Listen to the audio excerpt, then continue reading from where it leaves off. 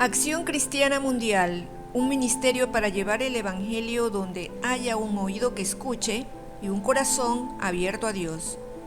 En la primera epístola del apóstol Juan, capítulo 2, verso 1, leemos lo siguiente: Hijitos míos, estas cosas os escribo para que no pequéis, y si alguno hubiere pecado, abogado tenemos para con el Padre, a Jesucristo el justo. La palabra utilizada en el texto del griego original es parécletos, y significa literalmente abogado, defensor, intercesor, alguien llamado a su lado para ayudar.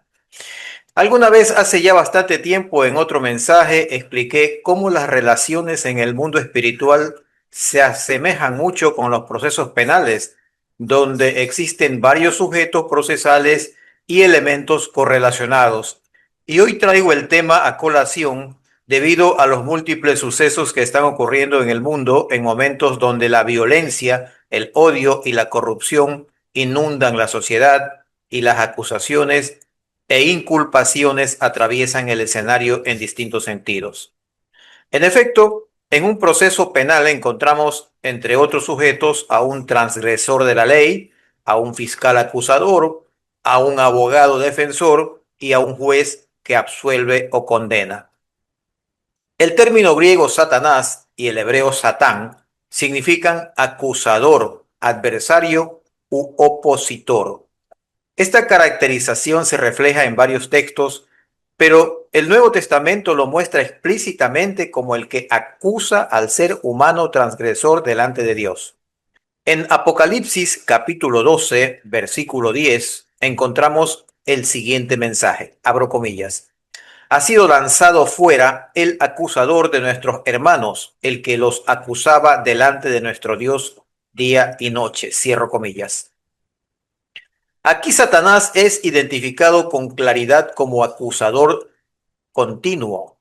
Su función simbólica es presentar cargos, señalar la culpa como un fiscal implacable para mantener al ser humano bajo condenación. En complemento, la Biblia nos presenta a Dios como el juez de toda la tierra. Así lo dice, entre otros pasajes, en Génesis capítulo 18, verso 25, donde se narra el episodio en el cual Abraham trata de interceder a favor de los habitantes de Sodoma y Gomorra para que Jehová no destruya al inocente junto con los impíos. El pasaje, según la versión Reina Valera, dice: lejos de ti el hacer mal, que hagas morir al justo con el impío y que sea el justo tratado como el impío. Nunca tal hagas. ¿El juez de toda la tierra no ha de hacer lo que es justo? De manera concordante, el Salmo 94 en su verso 2 declara: engrandécete, oh juez de la tierra, da el pago a los soberbios. Esta calidad de juez supremo atraviesa toda la revelación bíblica, desde los escritos más antiguos hasta la literatura neotestamentaria, por lo cual debemos entender que no constituye un atributo meramente accesorio, sino una manifestación directa de su naturaleza divina. Dios no se convierte en juez por delegación ni por necesidad, sino porque su esencia santa, soberana y justa requiere el ejercicio del juicio moral sobre el universo que él mismo creó. El juicio divino es, por tanto, una consecuencia natural de su identidad. El punto de partida de esta comprensión es la creación. Al presentar a Jehová como origen de todo lo existente, la Escritura afirma que sólo Él posee autoridad absoluta sobre el orden creado. El Salmo 24 declara que de Jehová es la tierra y su plenitud, estableciendo un principio de soberanía universal. El derecho de juzgar deriva del derecho de poseer y del derecho de legislar. Solo quien crea puede exigir y solo quien exige puede juzgar con plena autoridad. Cuando Isaías capítulo 33 versículo 22 declara: porque Jehová es nuestro juez, Jehová es nuestro legislador, Jehová es nuestro rey, él mismo nos salvará, articula esta realidad teológica con una claridad excepcional al describir a Jehová como juez, legislador y rey, roles que convergen en un Dios sin riesgo de abuso porque su justicia no depende de elementos externos. La justicia divina, lejos de ser una función impuesta, nace de la propia naturaleza del Creador. En Deuteronomio 32:4 se afirma que en él no hay iniquidad y que todos sus caminos son rectitud. El trono de Dios, según los Salmos, se sostiene sobre la justicia, desplegando una afirmación radical. Dios no se ajusta a la justicia, sino que Él es la justicia. Esto implica que todo juicio emanado de Jehová es perfecto, no solo en su resultado, sino también en su motivación y en el conocimiento completo de los hechos. Ningún juez humano puede sustentar tal pretensión, pues siempre existe la posibilidad del error, la omisión o el sesgo. En contraste, Dios juzga desde la omnisciencia y la santidad. Esta cualidad se refleja de manera notable en la imparcialidad divina. Mientras el ser humano valora la apariencia, la condición social o el estatus, Dios contempla la totalidad del corazón. Romanos capítulo 2, verso 11 destaca que en él no hay acepción de personas, afirmando que su juicio trasciende todo criterio humano. Esta imparcialidad garantiza que la justicia divina sea estable, inmutable y equitativa, atributos que colocan a Jehová moralmente por encima de cualquier autoridad terrenal. Pero el ejercicio judicial de Dios no se limita a individuos, sino que se extiende a naciones, estructuras colectivas y sistemas históricos.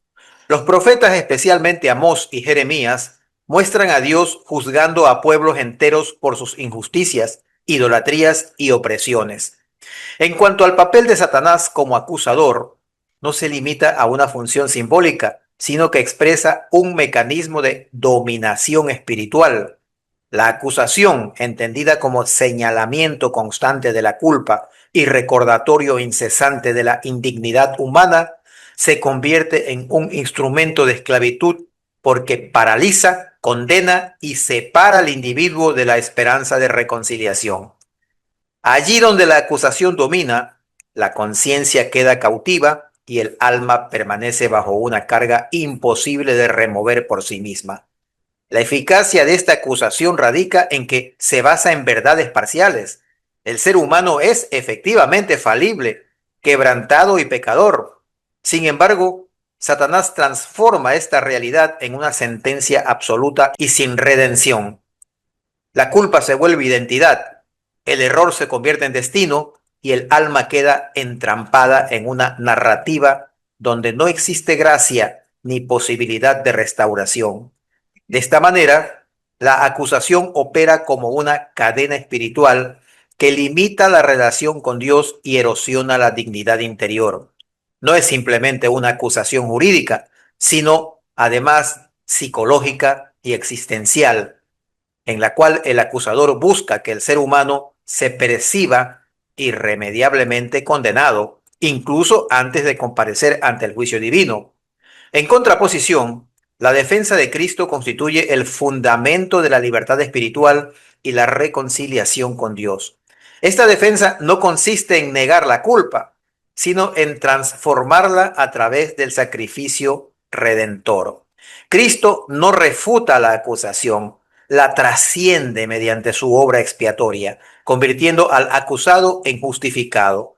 Toda transgresión debe tener un castigo, y el hombre, al haber transgredido la voluntad de Dios, fue despojado de su derecho a la vida eterna.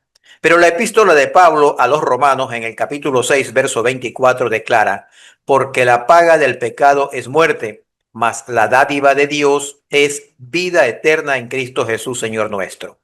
Contrastando el resultado del pecado, que es la muerte espiritual, con el regalo gratuito de Dios, que es la vida eterna, que se recibe a través de la fe en Jesucristo. Así, el poder de la acusación se desarma, no porque sea infundada, sino porque queda sin efecto ante la gracia. La defensa de Cristo libera, porque rompe la lógica opresiva de la condenación perpetua. En lugar de un juez implacable y un acusador incansable, el creyente encuentra un intercesor que actúa desde la misericordia y la justicia perfecta.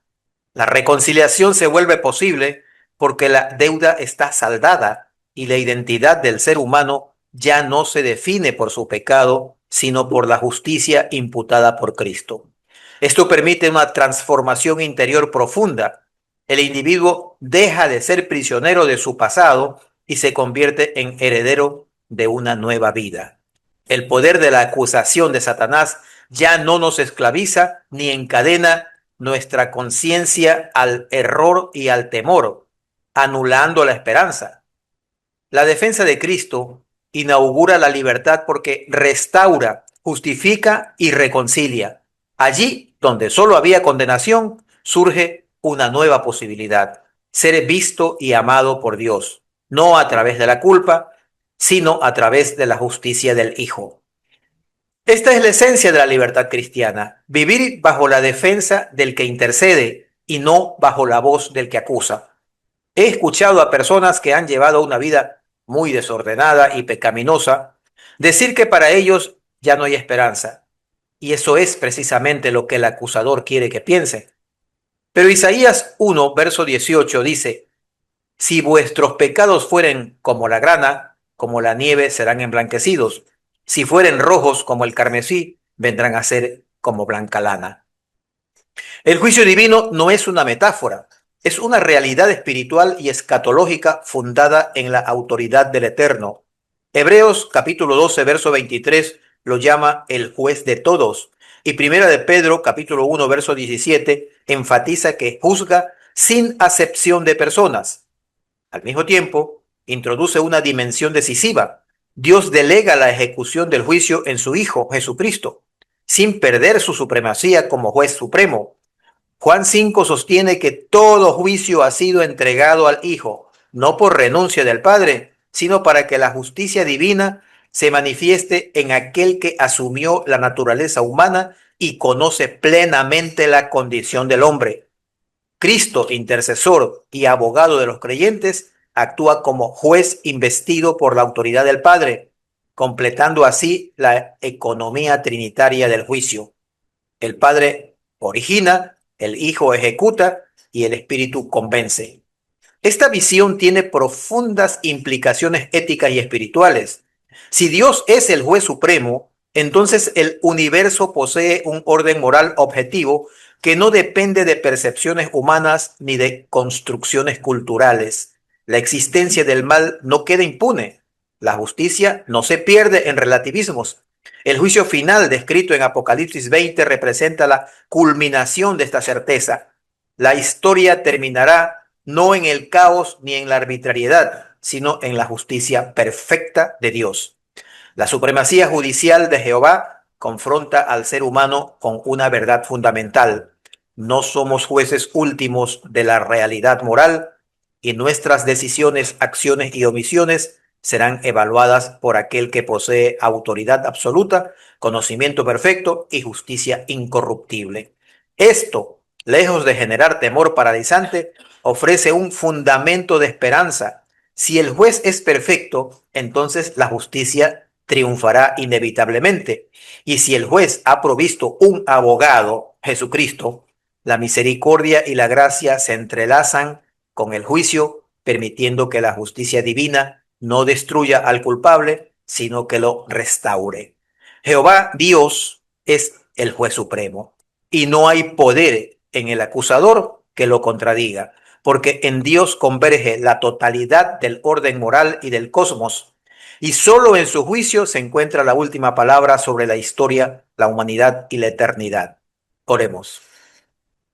Padre Celestial, pedimos por medio de nuestro intercesor Cristo Jesús que no permitas que en nuestro corazón anide el temor ni la incertidumbre, pues tú eres santo y misericordioso, y has dispuesto que seamos libres de toda condenación por medio de la sangre de tu Hijo Jesús, que nos limpia de todo pecado y nos hace dignos de presentarnos ante ti sin mancha y ser coherederos de la vida eterna junto a nuestro Salvador.